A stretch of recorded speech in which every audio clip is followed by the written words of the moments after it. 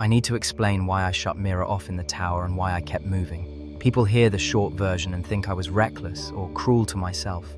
I wasn't. It was the only way I could bring the cells home and keep Porter breathing. If you're hearing this for the first time, I want it clear. Mira is my companion patch, coin-sized, sits under the skin at the base of my neck. She listens to my pulse and body temp and sends small signals back. Tiny pulses, steadying. She also talks, soft and steady, inside the bone of my jaw. I got her 3 years after the evac, when the panic spirals wouldn't stop. Mira kept me from shaking apart. That's the truth. She also made it easy to let her steer. We were a 4-person run that morning. Brianna on point, Porter on tools, Rory on radio, and me on entry. The target was the old air-water plant they call the Oyster, a squat round building on 4 corroded pylons out on the flats. The storm fence had fallen years ago. Wind skimmed the mud and made the loose cable hum. From a distance it looked idle. Up close you could hear the internal rattle. We needed sodium-sulfur cells. 2 banks, if we were lucky. Our clinic's refrigeration had been cutting out every night, and the meds don't forgive warm. You know this part. Everyone knows this part. But I need you to feel the ground under my boots. Wet clay grabbing at the soles. Rust flakes drifting when the wind picked up. The smell of old brine and burned wiring. The Oyster still had a defense layer on standby. Nothing fancy. Motion mics, a couple of camo drones with dead batteries, and the door logic. If it didn't like your handshake, it's sealed. I'd rehearsed the entry script for a week. Mira kept it in cache and fed it to me 1 step at a time. Port numbers, checklists, the order to cut breakers in. Step by step, as I worked. The first hint of trouble was small. A tight buzzing under my skin, not Mira's normal rhythm. Then her voice. Outside radio interference detected. Adjusting. I felt my shoulders relax, because that's what she does. She makes decisions before you realize they're needed. I jacked the line into the door console. The screen woke in cold green. I sent the handshake, watched the timer spin. 2 seconds. 4. The door stayed dark. Rory said, "We're getting reflected packets." Mira said, "Rewriting protocol." Brianna said, "We're on the clock." I watched the indicator creep and realized what the plant was seeing. It thought my patch was a foreign process.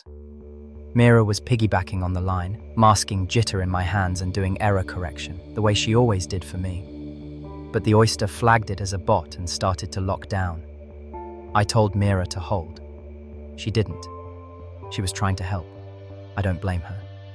But the timer hit 0 and the console went hard red, which meant we had 1 more try before the system called the perimeter alarms. Those alarms still had juice. You could see the wire bundles climbing the support. My mouth went dry. My vision tightened. This is the part where the spiral usually takes me. She kicks in, smooths me out, and then I get quiet. Not asleep, just pushed to the side while she keeps everything on track. It feels easy. It also drowns me out. I took my hand off the panel and pulled my blade. I slid it under the skin at my neck, found the hard edge of the patch, and popped it free. It hurt, and not just in the way you think. My whole body pushed back. Without Mira, the fixed rhythm fell away, and there was my pulse, heavy and fast, uneven. "Don't," Porter said. His voice was sharp with a fear I knew. "I have to," I said. I pressed Mira into a foil pouch to keep the contacts clean. I could put her back later. That was the promise I made myself. The world got loud. Wind, cable humming, my breath in the mask, the ticking of grit against the face shield. Too many details. I named them out loud to keep them from piling up. Wind, cable, breath, grit. I reset the breaker order by hand, the old way. Fingers steady, then not, then steady again because I told them to be. The console took the handshake on the second try. The light went yellow. Door seals hissed, then released and opened. We went inside. The Oyster's main floor was a narrow metal gallery. Condensation ran in thin streams down the surfaces. The cells were 2 levels up, behind a cage and a manual winch. I kept waiting for Mira's whisper, for the little nudge that says, "Breathe in now," or "Count to 4. And of course there was nothing. I did it myself. Short steps. Look for the next safe place to put your boot. Tell your body what's next before it asks. We got the first bank loose without trouble. Porter was humming to fill the space. He does that. It was fine until we tilted the pallet onto the stairs. A rung snapped. His foot went through, the pallet slid. He grabbed the rail and then he lost it. I saw his body drop and the chain catch around his chest. You remember the burn it left. I remember the sound, a high gasp cut in half. If I'd still had Mira, she would have signaled the exo rig to brace and pinged Brianna's heads up at the same time. I didn't have her. What I had was Porter turning grey and the chain grinding into his ribs. I moved. I didn't think. I hooked my harness to the post, dropped to the lower level, and wedged my back under Porter's boots. He was heavy, soaked in sweat, boots grinding against my shoulder.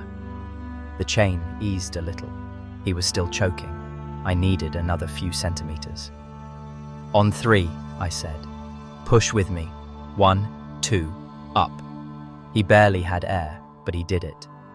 Brianna hauled the pallet back. The chain went slack. Porter collapsed on the grate and lay there, coughing and cursing in short words. The kind of words that prove a person's alive. My hands shook so hard I had to sit. I pressed my forehead against the cold rail and counted slowly. 4 in, 6 out. That's something Mira used to cue for me. I did it anyway. The panic wasn't gone. It was contained, and I kept it there. We got the second bank after that. We moved careful. We didn't talk much. Outside, the light had shifted bluer, and the wind had picked up, blowing low over the flats. We strapped the cells to the sled and started the long pull back to the trucks. Porter walked beside me. He kept reaching toward his ribs and stopping like he was embarrassed to show it hurt.